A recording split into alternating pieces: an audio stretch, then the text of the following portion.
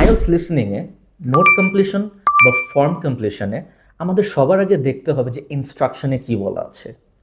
এখন ইনস্ট্রাকশনে যদি বলা থাকে no more than 2 words, it means you can use a maximum of 2 words, you can not go for 3 words. এখন 1 ওয়ার্ডও হতে পারে অ্যান্সার। ইনস্ট্রাকশনের পরে যখন আমরা কোয়েশ্চেন দেখব, কোয়েশ্চেনের মধ্যে you will always have to predict the answer first. এখন এটা কি কোনো নাউন হবে? Is it gonna be an address? এটা কি কোনো নাম্বার হতে যাচ্ছে নাকি ডেট হবে? এখন আইএলস লিসনিংয়ের মধ্যে এই ফর্ম বা নোট কমপ্লিশনে কিছু চ্যালেঞ্জেস স্টুডেন্টসরা ইউজুয়ালি ফেস করে। তাদের মধ্যে one of the biggest problem is the spelling mistakes. Remember, আমাদের স্পেলিং মিস্টেক করা যাবে না। প্লুরাল অ্যান্ড সিঙ্গুলার আমাদের এটাও চেক করতে হবে, লাস্টে কি এস দিচ্ছি নাকি দিচ্ছি না। If you make those mistakes you gonna get a 0।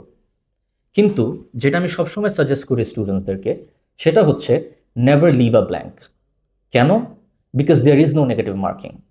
If you leave a blank you get a 0, if you don't, who knows, আপনার অ্যান্সার ঠিকও হতে পারে। At Edubase global we teach you how to avoid those mistakes and come up with the best possible strategies for your answers so that you get your desired score.